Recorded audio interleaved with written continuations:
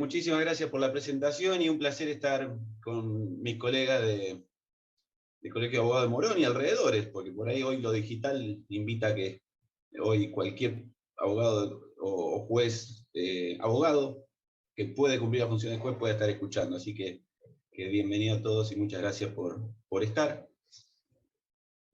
La charla, ¿de qué va? ¿De qué habla? Quizá es muy amplia, pero en esta introducción voy a explicar un poquito de dónde es el origen de esta charla, y tiene que ver con mi trabajo permanente en el litigio individual de defensa del consumidor. No vamos a tocar, quizás para otra charla, con todo gusto podríamos tocar el tema del litigio colectivo de defensa del consumidor, sino un litigio individual. A lo largo del tiempo y de esas miles de batallas a las que vos referís, Jorge, fui advirtiendo que el proceso civil tal como lo conocemos no era la herramienta, o tenía un montón de inconsistencias a la hora de captar o atender o gestionar el conflicto judicial de consumo como a mí me gustaría, o que me encontraba, o de otra forma de decirlo, me encontraba con algunas trabas, quizás obviamente no previstas por el legislador en aquel momento. Imagínate cuando hicimos el Código Procesal, vos sabrás decir mejor cuando se hizo, hace muchísimos años, que es casi una copia del Código Nacional. Y claro, y cuando te vas dando cuenta y vas estando en el día a día, van saltando un montón de inconsistencias que es un poquito las que quiero compartir acá con ustedes. Por ahí ustedes la han visto, y otras cosas que no han notado y yo se las quiero compartir, y generar básicamente un espacio de pensamiento para ver cómo podemos subsanar estas deficiencias que limitan un poco la efectividad de los derechos del consumidor a la hora de tratar o intentar hacerlos valer en un pleito. Esa es la cuestión. Es decir, primera aproximación, el código procesal hay que darle vueltas de tuerca para que sea una herramienta lo más eficaz posible a la hora de gestionar un conflicto de consumo. Obviamente que estas propuestas que ustedes van a escuchar a través mío serían ideales que se plasmen en una reforma del Código de la Ley 3633 o un apartado en el Código Procesal, pero sabemos lo que demanda, el tiempo que demanda una reforma. Podemos estar 20 años y estamos hablando de lo mismo. Entonces soy proclive a intentar que pensemos juntos alternativas con los elementos que tenemos, alternativas para ir solucionando esos escollos. Y de eso va a tratar un poco la charla. De hecho, estoy tratando de escribir todos estos capítulos en un capítulo de un futuro libro, así que bienvenidos sean las interrupciones, los comentarios, las opiniones de todos. Me van a hacer o videos o situaciones que les hayan sucedido. Bienvenidos a compartir, a interrumpir en cualquier momento. La idea es que sea en tono de charla. La exposición. Adrián, Sí. Hablando de interrupción, la última interrupción, justamente me viene bárbaro lo que dijiste. Como están presentes el director del Instituto de Derecho de Consumo, el doctor Acevedo, y la directora adjunta Viviana Reineri, ya les estoy diciendo a ellos dos que, bueno, los comentarios y las preguntas que te quieran hacer, que rompan el hielo, porque a veces la gente se queda Sí, totalmente, esperando. totalmente. Justo hoy a la mañana paso por la librería y veo un libro y dice El poder de las palabras. Recién acaba de salir Mariano Sigman, que ha escrito sobre la mente humana. Digo, muy recomendable, pero me los leí y me fui a desayunar. Llegué hasta un cuarto del libro y destacaba la importancia del diálogo, pero el diálogo en un contexto, en contextos en donde uno llega con esa actitud para la escucha y esa actitud de decir, voy a escuchar y estoy abierto a pensar desde nuevos lugares y aún a que me cambien ciertas ideas que yo tengo en la cabeza. Es decir, es impresionante y lo aplicable que es a nuestra profesión, que básicamente estamos cambiando ideas y llegando a conclusiones razonadas. Es decir, así que bienvenido el diálogo si se puede armar siempre con esa idea. Aportar, pensar juntos y no intentar de partir de ninguna simplemente ustedes me van a escuchar que a partir de algunos fundamentos constitucionales, legales, yo sostengo la idea de que el proceso civil, tal cual lo conocemos, debe ser modificado o remirado desde la óptica del derecho del consumidor sin esperar una reforma legislativa. Esa es la idea. Es decir, bueno, ¿hasta dónde podemos tensar ciertas soluciones y otras que van a esperar sí o sí una reforma legislativa? Bueno, será cuestión de empezar a probar, y nosotros, abogados, no sé si tenemos jueces de este lado, Jorge, sería buenísimo, porque ese diálogo también se enriquece con el abogado que está ejerciendo el rol del juez, porque en definitiva somos todos abogados, siempre lo digo. Entonces, al final del trabajo voy a compartir anexos documentales, hasta modelos de escritos que estamos trabajando en cuestiones que les voy a plantear. Y al final del camino voy a comentar 2 segunditos sobre la aplicación que estoy desarrollando, que es un poco la que me patrocina este ciclo de charlas que estoy haciendo en diferentes colegios, que es una aplicación para enviar comunicaciones o intimaciones digitales. Así que vamos a la charla en principio. ¿Y de dónde arrancamos? Del principio de protección de los consumidores establecido en nuestra Constitución Nacional, en donde específicamente habla de acceso a los consumidores, hay que brindarle acceso a la solución de conflictos específicos, que se traduce, los doctrinarios y la jurisprudencia se traduce en la tutela judicial efectiva de los consumidores. Es decir, ¿qué quiere decir? El proceso, ya lo dice la Constitución, al consumidor hay que darle algunas herramientas procesales específicas, diferenciadas, porque justamente es un sujeto especial. Ya vamos a ver las 2 características, estas que ustedes las conocen seguramente, pero las vamos a repasar. Y esa tutela diferenciada que establece la Constitución la vemos en algunos artículos de la Ley de Defensa del Consumidor. O sea, el legislador, cuando crea la Ley de Defensa del Consumidor, en el año 93 ya toma algunas cositas procesales y las pone en la ley. Ya, como hablabas hoy, el beneficio de litigar sin gasto, el proceso más rápido, la cuestión del acceso preventivo a la justicia, el tema de las acciones colectivas, pero obviamente tira algunas cositas y obviamente que se queda corto, no toca todos los aspectos procesales. Entonces hoy es la hora del derecho procesal. Si hoy creo que hay un avance para que el derecho consumidor siga avanzando, pasa por el derecho procesal. Es decir, darle al consumidor instrumentos más efectivos para llevar a cabo a los estrados sus planteos judiciales. Como decíamos, el derecho del consumidor, mucho más nuevo, obviamente empieza a chocar. ¿Por qué? Porque el derecho procesal estaba pensado en un debate entre iguales, básicamente, entre 2 vecinos. No existía esta idea de un litigante en otras condiciones desventajosas frente a un litigante en inferioridad de condiciones. De hecho, el derecho, nosotros tenemos, los que trabajamos en provincia, tenemos el Código Procesal Laboral. ¿Por qué? Porque el legislador se dio cuenta que el trabajador requería otro proceso específico para atender estas desigualdades. Lo mismo con el derecho de familia, que se han creado instituciones procesales que van apartándose del litigio común y corriente. Y bueno, el consumidor todavía estamos trabajando con un código que no se ajusta. Pero claro, por una cuestión histórica. Acuérdense que en este caso tenemos a una empresa con mucho conocimiento, con sus estudios jurídicos, que todos los días contestan este tipo de demanda, que saben qué decir, qué no decir, hasta dónde dar información, hasta qué punto mostrar las cartas. Y tenemos muchas veces un consumidor que puede ser acompañado por su abogado, que es su primo y que tuvo un solo caso y plantea ya en esas situaciones desventajosas, procesalmente, a nivel informativo, el consumidor es muy... si tenemos que marcar 2 características, creo que fundamentales, es el desbalance informativo que tiene el consumidor a la hora de entrar en juicio. Eso ya lo vamos a ver a lo largo de estas propuestas. Y la otra, la necesidad de captar el fenómeno o la calidad masiva, o la cualidad masiva de un conflicto individual. Y ustedes me dirán, ¿cómo? ¿Masiva si es un conflicto individual? Sí. Yo los invito a pensar que los procesos de derecho consumidor, los procesos individuales, hay que mirarlos globalmente y hacernos siempre esta pregunta, tanto los abogados como los jueces, Es decir, este caso individual que estoy llevando a la justicia es la punta de un ovillo mucho más profundo, mucho más largo. Es una práctica sistemática que se está repitiendo en nuestro país, en nuestra provincia, en nuestro ámbito.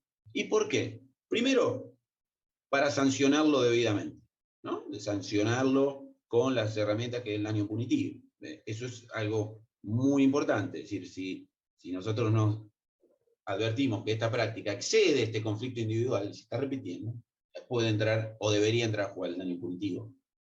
La otra es la faz preventiva, es decir, nuevo Código Civil también está hablando de prevención de daño, ya el artículo 52 de la Ley de Defensa del Consumidor.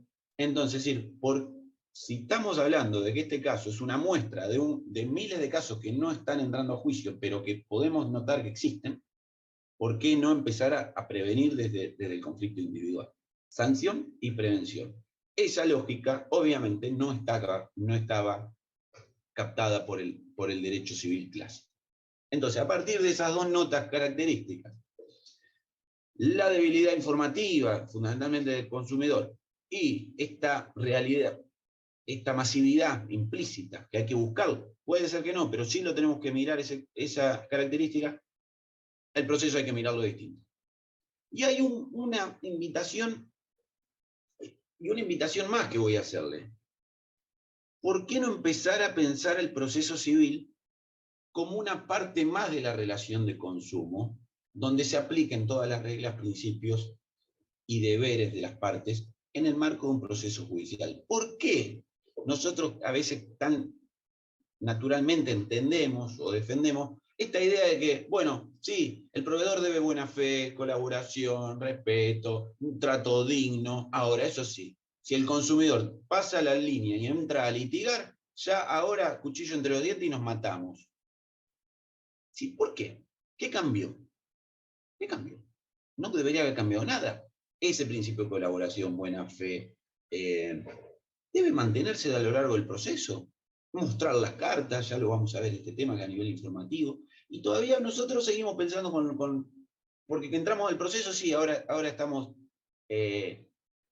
aceptamos con naturalidad que las compañías puedan empezar y decir, mentir, alegar defensas judiciales improcedentes a sabiendas, y un montón de características que lo vemos dentro del derecho de defensa, pero si lo releemos a la luz de que el derecho del consumidor y sus principios se debe mantener a lo largo del proceso, nada ha cambiado, no importaría otra mirada. Yo lo invito a ver esa mirada. Y es una mirada que, si consideramos el servicio de justicia también, como el usuario del servicio de justicia, que son las partes, frente al servicio, como una relación de consumo, también empezamos a mirar un montón de soluciones adicionales. A ver, como se ha hablado de que el hospital, cuando me brinda salud, puede haber una relación de consumo, ¿por qué no empezar a pensar que los usuarios del servicio, nosotros, las partes, somos usuarios frente al servicio de justicia? Eso también implicaría una nueva mirada y un montón de soluciones muy interesantes. Que después les voy a compartir una específica que sí hace ruido en el día a día y que atienda al derecho de defensa del consumidor demandado. Entonces, ante esta colisión, mi propuesta es si el derecho del consumidor impacta y debe impactar en el derecho procesal sin modificación expresa de la norma. Habrá que hacer diálogo de fuentes, ver cuando hay dos normas contradictorias que juegue la más favorable al consumidor y la más favorable que permita al consumidor llevar su discusión a buen puerto, ¿no?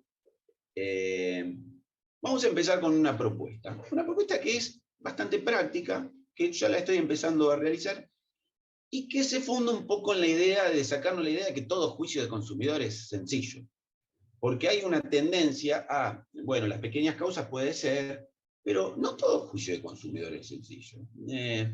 Son complejas las cuestiones, hay muchos contratos atrás de la Ley de Defensa del Consumidor, atrás, por ejemplo, en un contrato bancario, tengo que saber ver cómo son los resúmenes, a veces es muy difícil, tengo planes de ahorro con una normativa complicadísima y muchas veces inconstitucional, inválida. Todo lo que es contenido aeronáutico, y un montón de contratos específicos, especiales, una normativa especial, que es complicado para el abogado de a pie manejarlo en su totalidad. Y creo que es uno de los motivos por qué tenemos pocos abogados que hacen defensa del consumidor. Pero bueno, ante esa dificultad, que también tiene que ver con la falta de información, con las carencias informativas, ¿qué hago comúnmente cuando veo que puedo recibir alguna respuesta en la demanda? Hago la demanda y ante el temor de que me contesten algo que yo no esperaba, ya dejo antemano con un pequeño speech mi reserva a ser un derecho de réplica. ¿Qué es un derecho de réplica? Yo digo A, la parte demandada dice B. ¿Por qué no darle la oportunidad al consumidor a decir no es B y argumentar y ofrecer pruebas para probar que no es B? Ustedes me dirán, es muy rebuscado. No. Es decir, es muy necesario para un debate justo, porque cuando yo digo que es A y el otro dice que es B, ya el otro pudo decir que no era A, porque contestó que no era A, pero yo no tuve la oportunidad de decir por qué no era B. Y esto es algo muy, muy importante que creo que tenemos que empezar a plantearlo en nuestros escritos de demanda, diciendo, hago reserva de hacer réplica y hacer un speech. Obviamente, como no está el derecho de réplica previsto en nuestro código, habrá que trabajar argumentativamente. Pero además, invitar a los jueces a que se debe escuchar para mejorar el debate y bajar la posibilidad o el margen de error de los debates, porque si no, podemos decir, yo digo A, el demandado dice B, y el juez compró que era B. Y llegamos a la sentencia y tengo que después demostrar en la alzada que no era B. No es un debate que tiene lógica esto. Lo mismo con un pequeño alegato, una pequeña minuta. No nos dejan alegar porque no está previsto. Pero el problema habría si uno, antes de estar rendida toda la prueba, pondrá una minuta y le digo, muchachos, este es el resumen del caso. Obviamente que puedo recibir el rechazo porque no está previsto el alegato, pero empezar a flexibilizarlo, es decir, estas cuestiones. No estoy robando tiempo a nadie. Antes de que están todas las pruebas, hago una pequeña minuta. Me parece que es algo que sería ideal que esté en una reforma, el derecho de réplica. Lo tiene el derecho laboral. El Código Procesal Laboral tiene el derecho de réplica a favor del trabajador. ¿Por qué no dárselo al consumidor? Con la misma idea de esta debilidad intrínseca del consumidor. Otra propuesta, esto se lo voy a pasar en un todo detallado, resumido, así que no hace falta que tomen. Otra propuesta, que lo vengo planteando hace rato, nosotros hemos trabajado muchísimo el pagaré de consumo, las defensas causales, si se pueden dar en el ejecutivo, los requisitos del 36, las nulidades, pero siempre nos olvidamos de algo muy importante, le inician un juicio ejecutivo, tiene defensas para oponer, por ejemplo, que, no sé, se endeudó para comprar una heladera y la heladera nunca anduvo, eso no lo puede hacer en un juicio ejecutivo. Bueno, hoy, después del siglo XXI, después de hablar tanto de defensa del consumidor y de los derechos, ese consumidor en el juicio ejecutivo tiene que pagar previamente para acudir a la justicia. Todavía tenemos el previo pago entre privados, un solve de repete entre privados para acudir a la justicia. Ahora, eso dice el código, pero cuando vamos a la ley de defensa del consumidor y al Código Civil, prevención de daños, dice el consumidor tiene acción ante el mero riesgo de sufrir daño. O sea, tenemos el código que dice, no, vos no podés.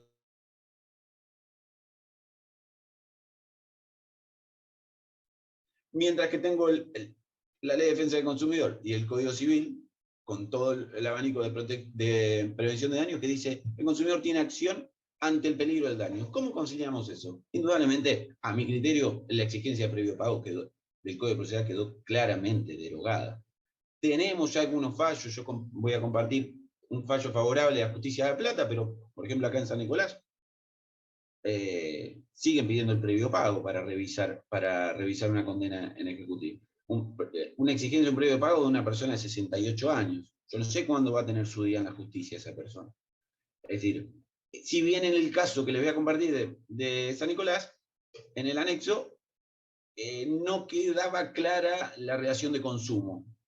No estaba claro, era un vínculo entre particulares, y yo le digo, bueno, déjame probar que hay relación de consumo en el marco de un debate amplio. Pero como no estaba claro, me cerraron el debate. Era medio una contradicción ahí.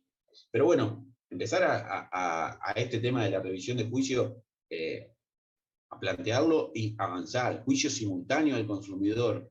Mientras lo tratan de embargar en el juicio ejecutivo, lo perdemos, juicio anterior o simultáneo al juicio ejecutivo.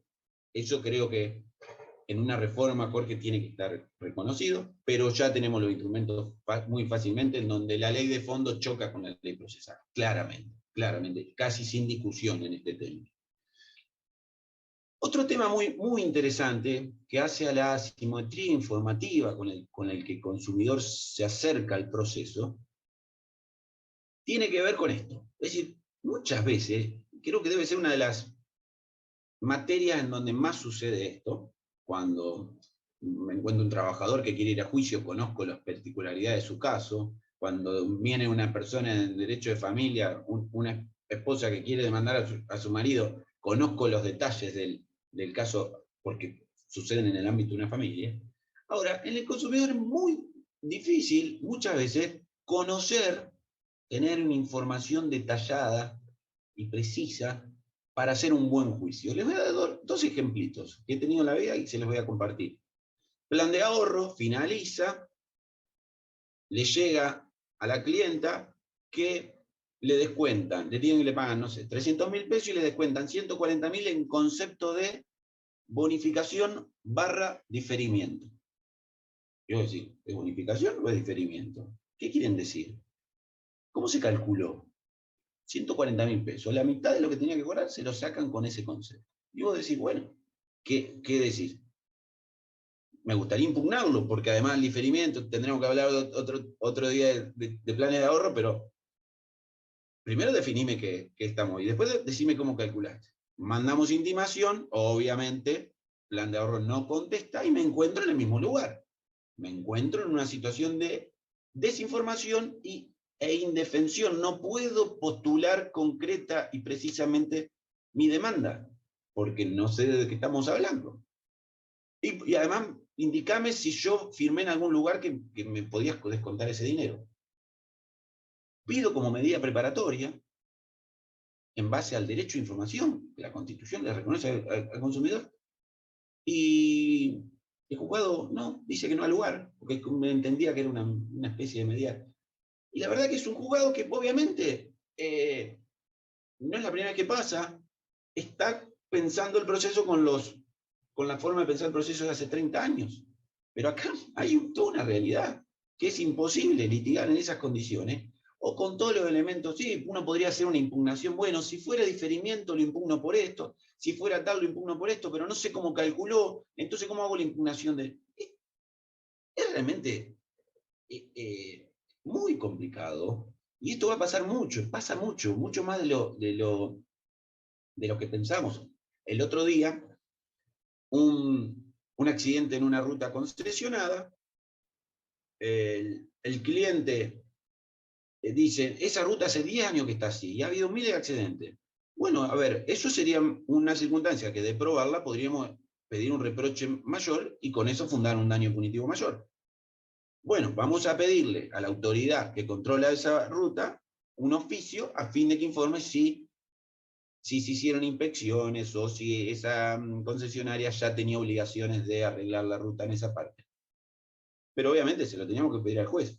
¿Por qué? Y para saber la realidad del caso, la realidad en su totalidad.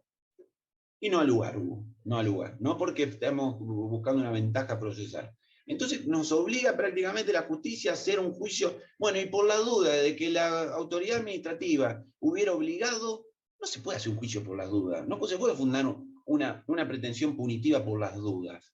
Es decir, uno tiene que ir es decir, hecho las averiguaciones, averiguamos que estaba obligado, que vienen 2 años de demora en realización de esta obra, no lo hicieron, el reproche es mayor y el daño punitivo es mayor. Es decir, bueno, no al lugar. ¿Y qué quiere decir esto, Adrián? Pero te dicen siempre no al lugar. No, hay casos en donde, acá en San Nicolás, todo lo que es derecho informativo relacionado con los planes de ahorro, están otorgando medidas. Son caminos a transitar, amigos. Son caminos a transitar, pero tenemos los instrumentos. Tenemos los instrumentos y los fundamentos para hacerlo. Es decir, tenemos que salirnos y convencer a los jueces a salir esa idea de que el juicio es esto, de que me escondo especulo con las pruebas y me van sacando información de a poquito como si fuera una partida de póker. Es decir, tenemos que cambiar esa idea. De hecho, hay todo en la corriente procesalista, se viene hablando de ser muy amplios en materia de diligencias preparatorias o previas. Es decir, ¿por qué? Porque muchas veces los litigantes no tenemos los elementos completos de un caso para hacerlo como corresponde. No digo que esa persona no tenga su día en juicio, pero sí claramente que se están limitando la posibilidad de hacer un planteo que cubra toda la realidad del caso, que la cubra seriamente, o sea, una buena demanda.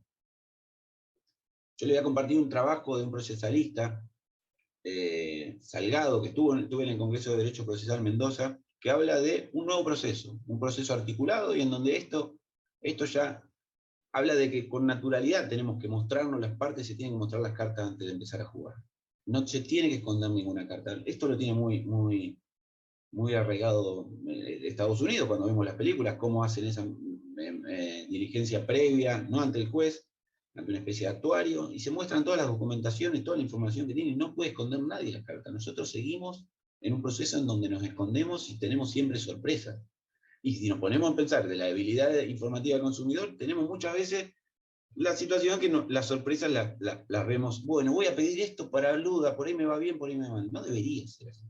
Debería el consumidor tener la mayor cantidad de información previa. Por ejemplo, ¿por qué no pedir un informe a las autoridades públicas para ver cuántos antecedentes tiene esa empresa por este motivo? ¿Por qué pedirlo después? A la espera o si sale bien o sale mal. ¿Por qué pedirlo después? ¿Por qué no saldría una orden preliminar?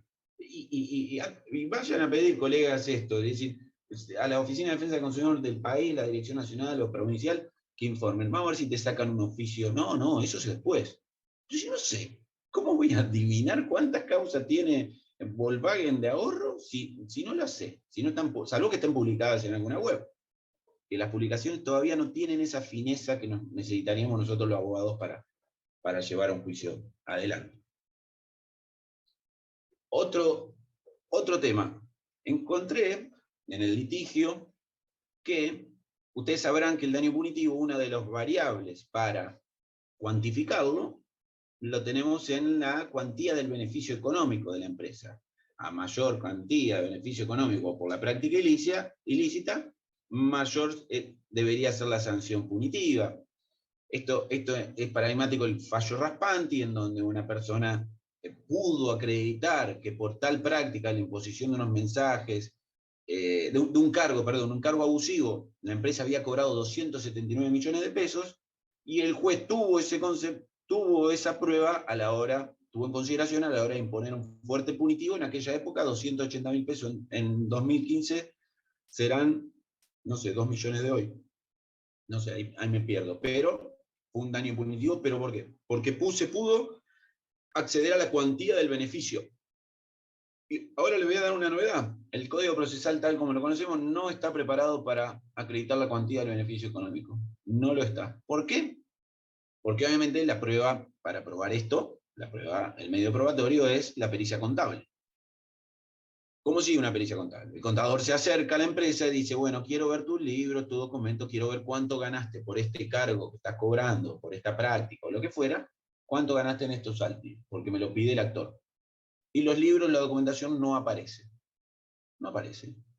El perito informa en el juicio, che, no aparece. Bueno, se lo intime a que aparezca. No aparece. ¿Y qué solución nos da el Código Procesal de la provincia? Bueno, cuando no se preste documentación o no se exhiba documentación, que presumiblemente la debe tener, se generará una presunción en contra. Y yo le hago esta cara. ¿Y qué hacemos con esa presunción en contra? Nada. Nos quedamos sin ese número. No tenemos el número. Vamos a seguir sin la cuantía del beneficio económico.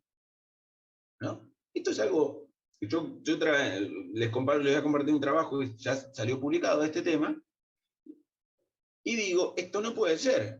Si yo tengo un presupuesto de la norma, que el derecho de fondo me lo da, como es el artículo 47, que dicen que a la hora de evaluar una multa, que se aplica analógicamente a la multa civil, que es la multa administrativa, la que habla del 47 de la Ley de Defensa del Consumidor, hay que considerar la cuantía del beneficio y no tengo los instrumentos procesales para hacerlo, el juez debe arbitrar los medios a través de A30 o lo que sea, medidas compulsorias, de que esos libros aparezcan y que esa pericia se haga en toda su extensión. ¿Por qué? Porque es un presupuesto, un presupuesto que tiene que tener en cuenta que está previsto en la ley. Si el proceso no me dio la herramienta, hay que crearlo. Es decir, hay que empezar a plantear esto.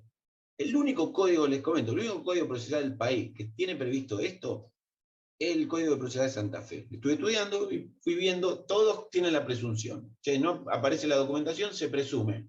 Se presume que ganó 10, 11, 1, 10 millones, 200.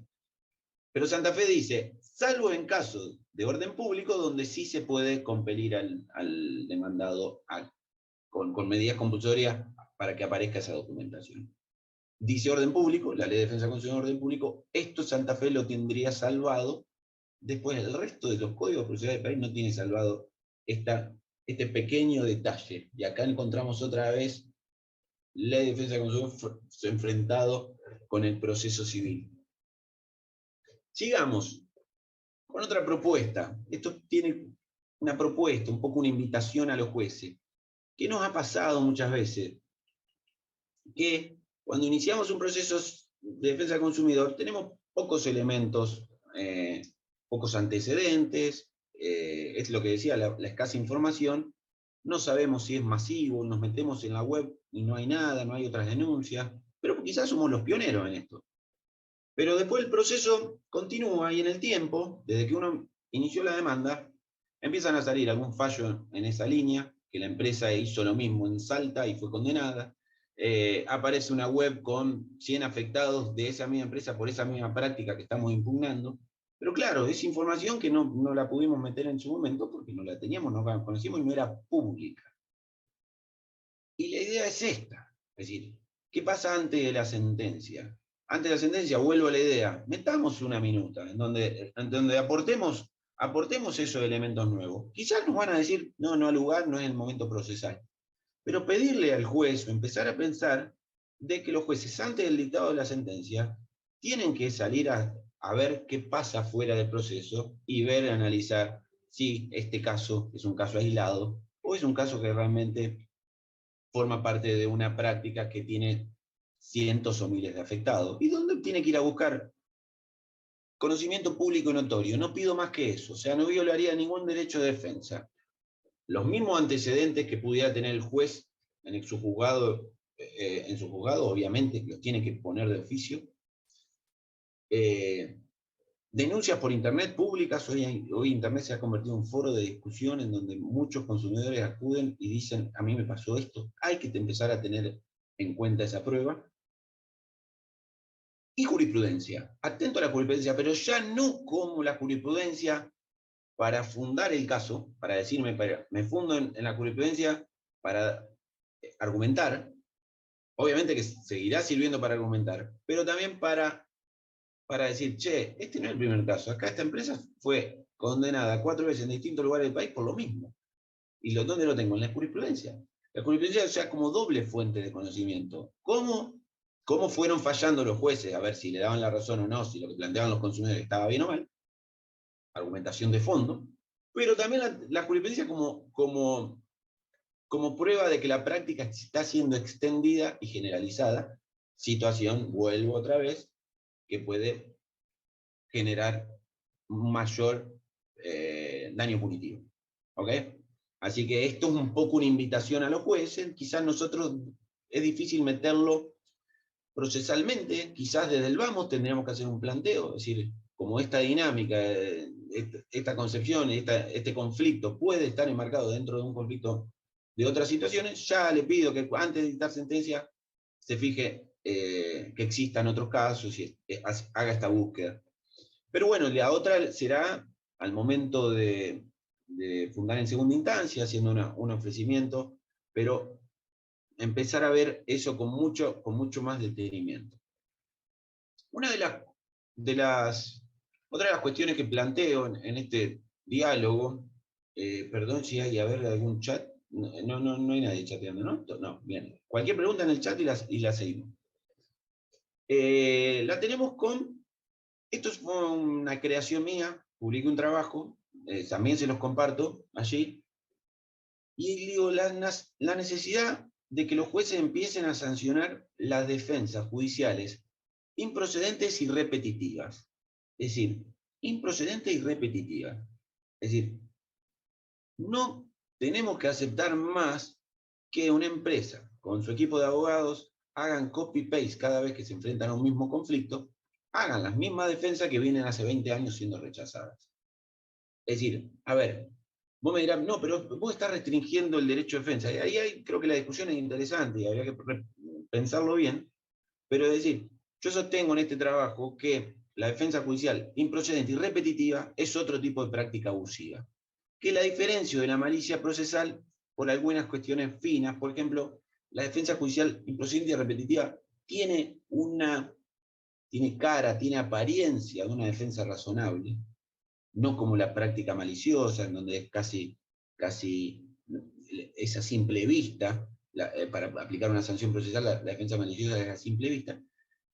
Esta es una defensa más solapada, que tiene su halo de razonabilidad, pero cuando vemos la actitud de la empresa en distintos fallos, hoy hacía un agravio diciendo esto, señores, estamos contestando los mismos agravios de la misma empresa, los mismos argumentos desde siempre. Por ejemplo, puntualmente, es un tema con Telecom. Telecom viene sistemáticamente incumpliendo con las reparaciones de los servicios acá en esta zona, y siempre dicen que son causas ajenas, los cortes ajenas, y técnicamente no son responsables porque fueron causas ajenas. En ninguno de esos procesos pudieron acreditar que sean causas ajenas. Es decir, cabe decir, insistir con esa misma defensa cuando ya ha sido reiteradamente rechazada. Es decir, esa defensa no termina siendo una especie de obstaculización, no para que pierda el consumidor, sino para que el derecho consumidor se alargue en el tiempo y sea reconocido a la larga en el tiempo. Y no va eso en contra con la lógica de que el consumidor necesita un trato digno y soluciones rápidas. Es decir, pensar esto, hasta dónde el derecho de defensa, sé que es un tema fino, pero si nosotros pensamos a esta idea de que el proceso debe acompañar las mismas reglas antes de entrar a juicio que en juicio, y la verdad que lo vemos como una práctica abusiva. Podría ser sancionable de poder acreditarse eso, eh, con un daño punitivo mayor. Yo digo daño punitivo mayor que lo tenemos congelado en 5 millones de pesos, y cada vez vamos a estar hablando de cada vez van a ser migajas. Hay que ponerse a trabajar en una reforma de ese tope porque ha quedado completamente desactualizado. Entonces, Tucumán, por ejemplo, en una reforma reciente, incorporó 6, 7 artículos para el proceso de consumo y dice sanciona cuando se viene a litigar sin razón en defensa del consumidor. Miren ustedes cómo hecha Tucumán empieza a reformar su código, cómo algunas provincias empiezan a reformar su código para dar soluciones específicas. ¿Por qué no la encontrás en otra materia? En otros tipos de conflictos son únicos. Entonces, bueno, le vas a decir, no, siempre haces lo mismo. No, si yo tuve un juicio en mi vida. Es decir, y no tengo toda esta carga de colaboración, trato digno hacia el consumidor. Me parece que si juntamos todos esos elementos, podemos empezar a sancionar este tipo de conductas procesales.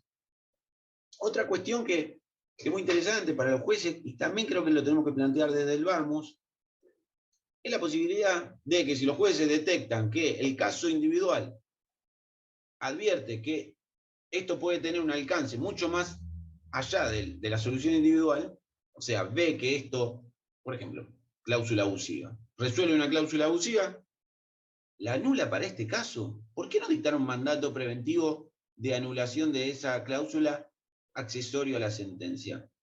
Yo la verdad digo, ¿por qué no se me ocurrió antes? Es decir, claro, plantear, vamos a estar esperando que venga otro consumidor con el mismo problema a plantear la misma abusividad que ya se resolvió. Si la abusividad es independiente de la abusividad declarada en una sentencia individual, es independientemente de las características particulares, porque puede haber que el juez diga, en este caso es abusiva, está bien. Pero cuando plantea una especie de abusividad para siempre, para todos los casos, ¿no debería corresponder que en la sentencia diga, otro sí dijo, o además condeno a que supriman la cláusula y que me muestren cómo quedó el contrato?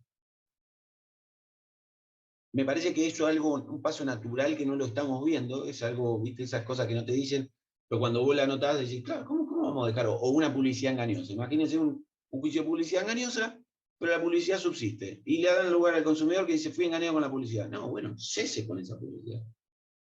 Cese con esa publicidad. Tampoco ahí veo colisión con el derecho de defensa de la empresa demandada, porque en definitiva tuvo su oportunidad de defender la legitimidad de la cláusula o de la práctica o de la publicidad engañosa.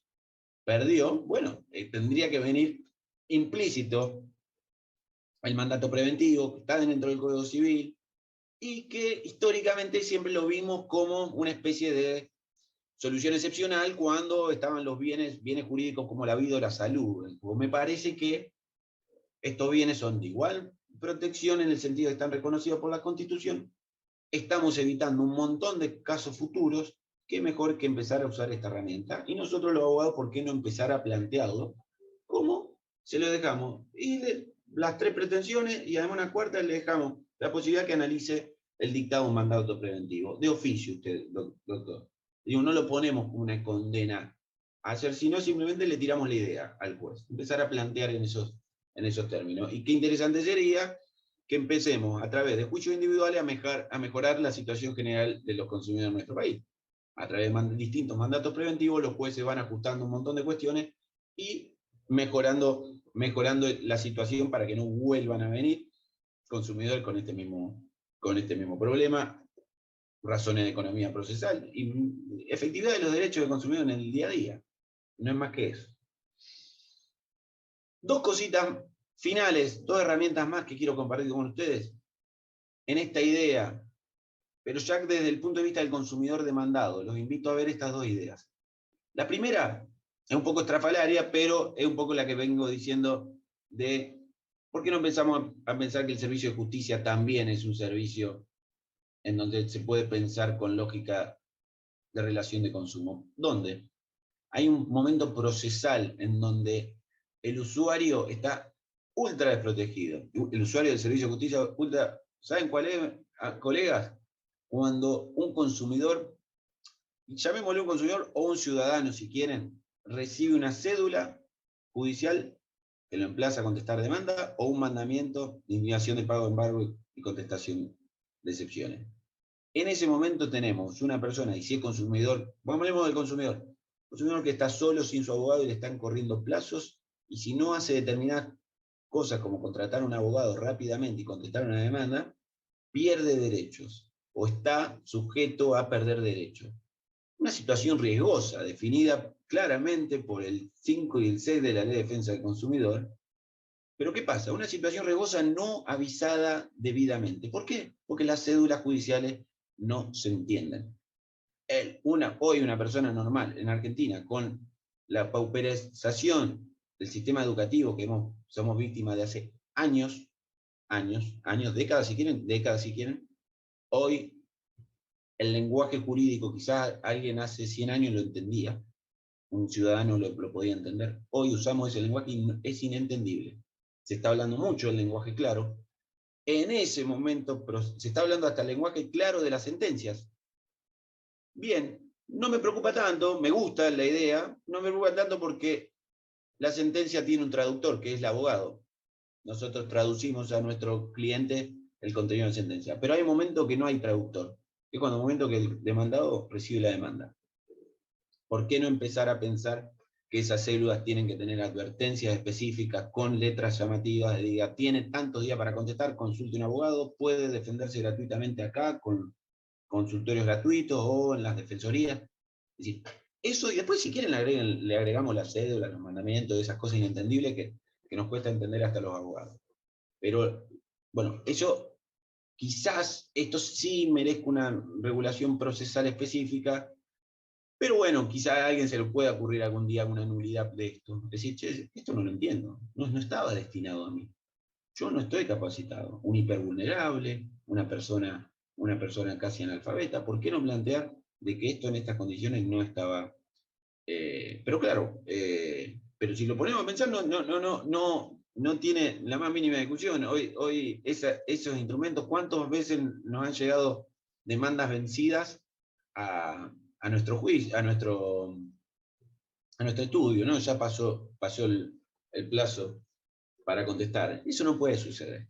Hay que asegurarnos de que la persona que recibe un emplazamiento judicial esté en condiciones de la gravedad de esa situación. Última herramienta que voy a compartir, después podemos abrir un ida y vuelta, y tiene que ver también con un consumidor demandado más específico, que es el consumidor demandado que los códigos procesales se olvidaron eternamente, que es a quien le secuestran el auto en un secuestro prendario. Acorde a la ley de prendas, se permite a determinados acreedores, instituciones bancarias, acudir a la vía del secuestro prendario, saben proceso que no es un proceso, es un procedimiento que no da ningún tipo de defensa al consumidor, ni siquiera es demandado. El juez ordena, secuestran, y después todo lo que sucede pasa fuera un expediente, situación, un campo muy fértil para todo tipo de abusos.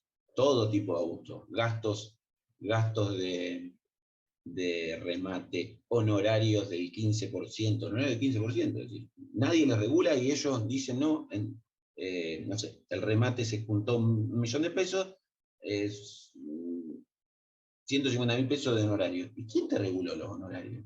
No, es lo que yo estimo. ¿Y qué? ¿Y cómo?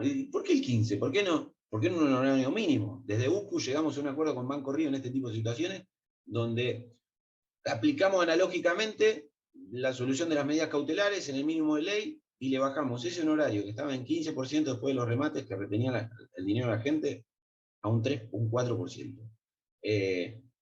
Pero en el marco de un proceso colectivo, el mismo proceso lo tenemos ahora con otro banco y está litigando. ¿Ustedes creen que pueden autorregularse? No, por lo menos anda a pedir la regulación en secuestro prendario. No, pero si pedimos regulación no nos van a regular porque es un proceso. Bueno, entonces, a ver, hay que rever ese secuestro prendario. Darle unos días de defensa al consumidor y brindarle un lugar mínimo de control de ese remate. ¿Qué pasa con la unidad? Las unidades se rematan y después no se transfieren.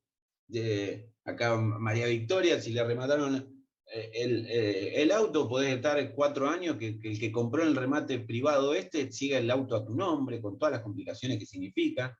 Decir, no, a ver, mínimamente transferí el auto. No, yo no es mi obligación es rematarlo y después la obligación es del comprador. O sea, un cúmulo de abuso, este secuestro. Lo bueno que ya tenemos, algunas declaraciones de inconstitucionalidad de este proceso, otras no. Hay un fallo que salió hace unos días en el diario judicial, que se los comparto, que no hace lugar, que sigue declarando constitucional un proceso sin ningún tipo de defensa, porque dice que hay atrás empresas solventes que se presumen la seriedad de la ejecución.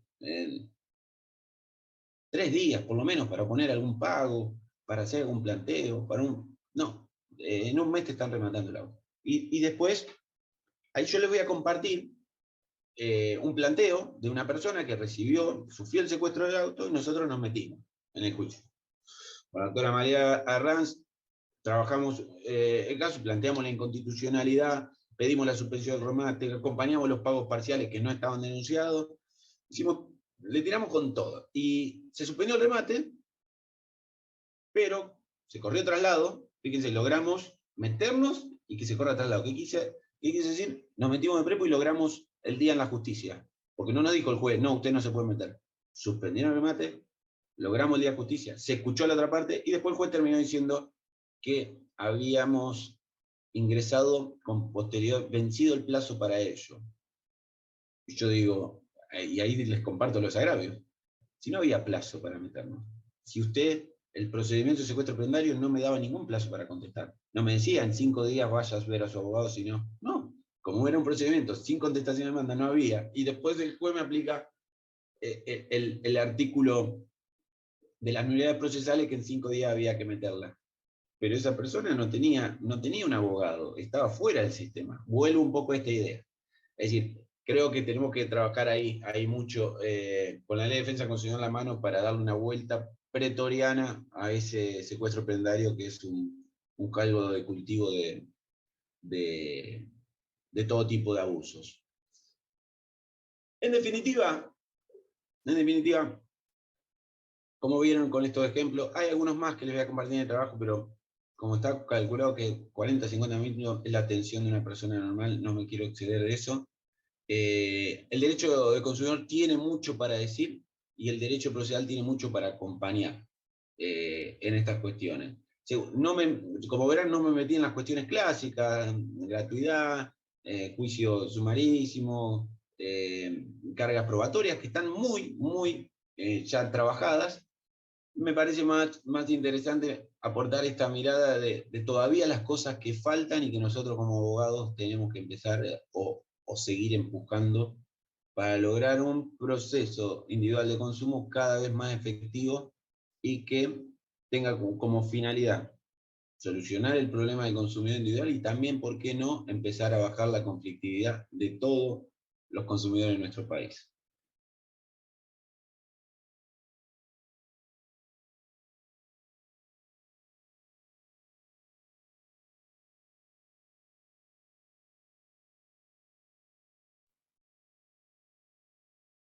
Adrián, estoy aprovechando que escuché tus comentarios sobre el tema del secuestro prendario, para pasar también algún material, más allá del que vas a pasar vos. Perfecto. Lo vamos a ir descargando.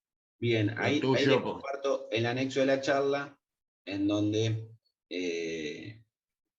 toco todo un poquito los fallos, modelos. Hay un trabajo interesante que no cité de la doctora Mossman en materia de la concepción del proceso como un instrumento para la consagración del derecho, no como un fin en sí mismo. Esta idea de que el proceso es un rito que hay que cumplirlo a rajatabla está siendo revisada en forma permanente. Ya Victoria, que es la doctrinaria, la especialista de charla, de que en 1906 se discutían estas cuestiones. Si el proceso es un fin en sí mismo o si tiene un fin utilitario. Si el proceso no me está dando las herramientas para defender bien a mi cliente, tenemos que buscar las herramientas necesarias y el juez tiene que estar abierto a eso. No se puede, bajo una deficiencia estructural de un proceso civil que no estaba pensado para este tipo de litigio, cerrar puertas probatorias o cerrar posibilidades de dar discusiones que son las que se tienen que dar. Eso creo que es el mensaje general que invito a pensar a todos mis colegas. Mirá, eso no me diga que no es un abuso. Ya te leo el título, Jorge. Con casi el 80% de las cuotas pagas, un secuestro prendario. Hay casi una utilización abusiva de ese proceso. Además, esos remates se dan en condiciones de escasísima transparencia, publicidad. ¿Esto qué significa? Se compran los autos por 2 mangos, se genera una pérdida muy grande, muy importante a nivel económico. No quiero alarmar, pero hasta suena a un tufillo de corruptela toda esta situación. Es decir, parece que salen corriendo. Este es uno de los escasos casos donde el consumidor después hizo un daño sin perjuicio. Reclamó un daño sin perjuicio por abuso de proceso. El juez lo calificó así, abuso de procesos, y me pareció muy interesante. Es un fallo de La Matanza, muy, muy interesante al respecto. Pero como vos decís, a pesar de que tenés jurisprudencia de la Corte, que es el otro fallo que mandé, planteando que la inconstitucionalidad, seguís teniendo en las instancias inferiores fallos que plantean lo contrario, que no, que está bien, que la autonomía de la voluntad inclusive, que hay una ley especial, que bueno, que sí. Nada, una indefensión. De hecho, la Corte en ese fallo es como que anula el fallo de Cámara y dice, vos tenés que analizar esto. No lo dice expresamente, claro. ¿No? Lo dice medio de costado, ¿no? Porque vos tenés que entrar en el análisis. El lenguaje de la Corte, ¿no? Pero sí. Pero bueno, otro tema que ahora con el, digamos, hay tan poco préstamo hipotecario hoy día, pero otro tema que es similar es el procedimiento especial de ejecución de hipoteca de la 24441, ¿no? La ejecución extrajudicial, como le dicen algunos, ¿no? Con escribano que te notifica, escribano que te hace el acta de constatación, escribano que controla el remate con un martillero elegido por el propio acreedor. También ahí hay poco margen para hacer planteos, ¿no? Tal vez no llega al extremo del secuestro prendario, pero no está tampoco muy lejos. Lo que pasa que, bueno, tenemos otros problemas en materia de hipotecas, digamos así, el volumen tampoco es el mismo que... Acá dice María, claro, no tenemos esa casuística de materia hipotecaria. Yo jamás, en mis 22 años que me dedico a esto, no tuve nunca un caso. Entonces, por ahí, yo parto del conflicto individual para decir, che, acá en este conflicto individual sale alguna regla general que puede servir a mis colegas. Eso es un poco el cúmulo de esta presentación, es eso, de lo concreto salgo a lo general. No vengo de lo general a bajarlo a tierra. Entonces nunca Hubo tuve... muy poquitos casos, y en varios los jueces entendieron que no, que una ley especial, autonomía de la voluntad, la parte había aceptado el procedimiento especial, que es un delirio, porque esos contratos son por adhesión, siempre no se acepta nada, la gente cuando hay préstamos hipotecarios, ahora ya no hay préstamos hipotecarios, pero cuando hay préstamos hipotecarios, ¿qué es lo que mira el que saca el préstamo? La cuota, básicamente, cuánto es la tasa, cuántos años son, se acabó. Por todo lo demás no lo mira, y si lo mira no lo firmaría en la mayoría de los casos, porque, bueno, cantidad de cláusulas que tiene discutibles es impresionante. Pero bueno, es lo que decimos muchas veces, Adrián. Vos tenés 4 jugadores, por decirlo así, que hacen préstamos hipotecarios y todos tienen las mismas reglas. Entonces, una de dos, cuando hay préstamos hipotecarios. Ahora estamos fuera de mercado en eso. Entonces, una de dos, o saco el préstamo o, bueno, no compro casa, digamos así. Es ese tema de... No hay elección alguna. No hay elección. En el tema del secuestro prendario, que esto logramos bajar sensiblemente los honorarios, y ya de ahí para adelante, para nosotros fue un gran logro, y más que lo haga el Banco Río, que es un banco de nivel nacional. Pero era una práctica realmente, decir, 15 no, perdón, el otro banco, el HBC, el ICBC, que le comparto, 18% de honorarios llegan a cobrar los abogados por un solo escrito, porque es un solo escrito, señor juez, y después se acaba la actuación del abogado. Hasta podría ser considerado de contenido indeterminado. Claro, y después con el auto en su poder, te pedían lo que quieras. Yo he tenido que hacer, para ustedes se den una idea, persona que debía poquito, también le secuestran el auto, un caso del 80%, creo que menos debía del 80%, mando información para que me liquiden la deuda y que no me rematen. Les digo, señores, quiero pagar, pero no sé cuánto debo y no sé dónde pagarlo. Porque ustedes no me informan eso.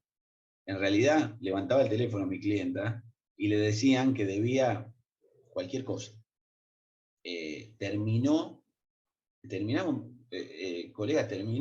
iniciando una medida autosatisfactiva de derecho de información con suspensión del remate, y el dinero que me habían pedido, que eran 80 y pico mil pesos hace 4 o 5 años, con 11.000 pesos lo cancelamos la deuda y le salvamos el auto.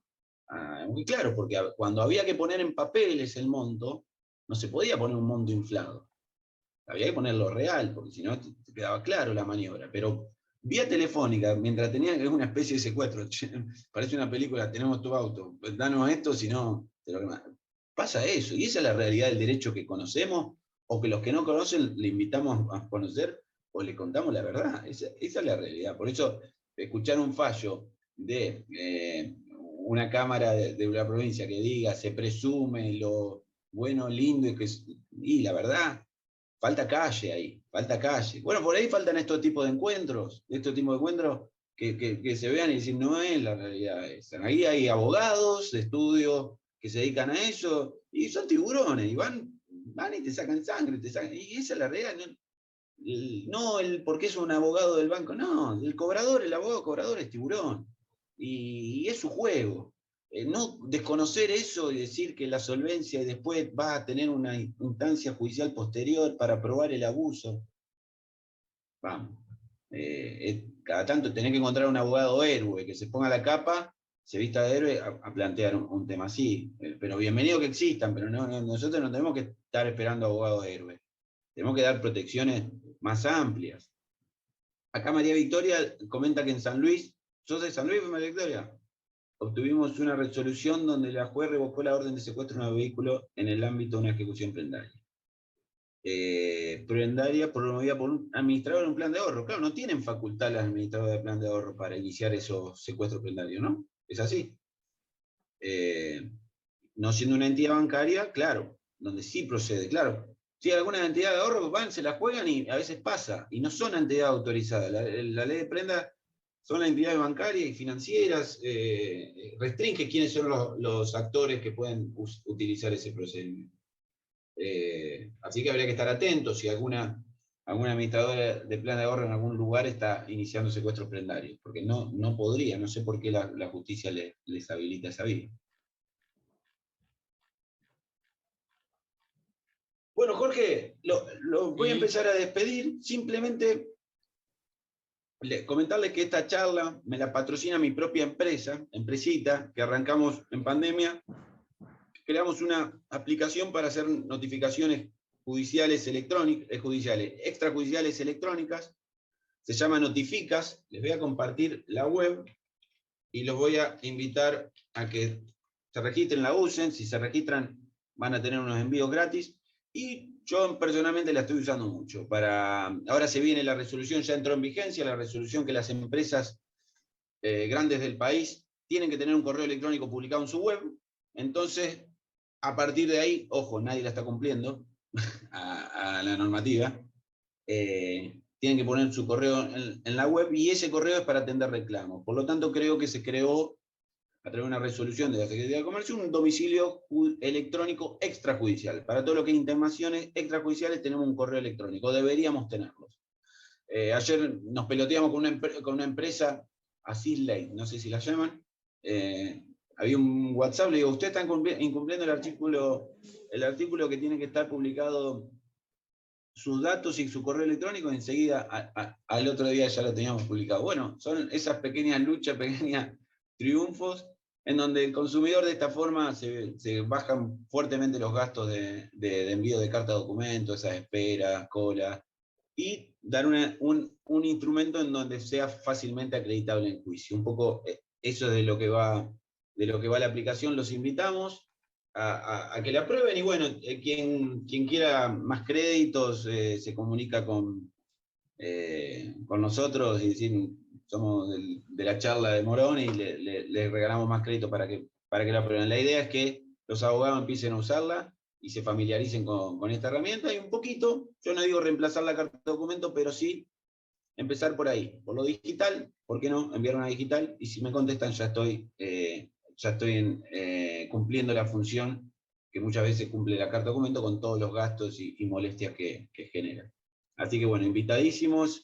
Y nada más que agradecer nuevamente, Jorge, y a todo el colegio de este espacio y ponerme a disposición de ustedes para hacer lo que quieran, lo que necesiten de mí. Ahí he compartido trabajo nuestro, modelos, que les va a servir de mucha utilidad y que siempre la idea nuestra de mi profesión y también como director de la Asociación de Defensa de Consumidores es abrir el conocimiento para que seamos más los abogados que nos dedicamos a esto y empujamos por un derecho de consumidor más efectivo en nuestro país.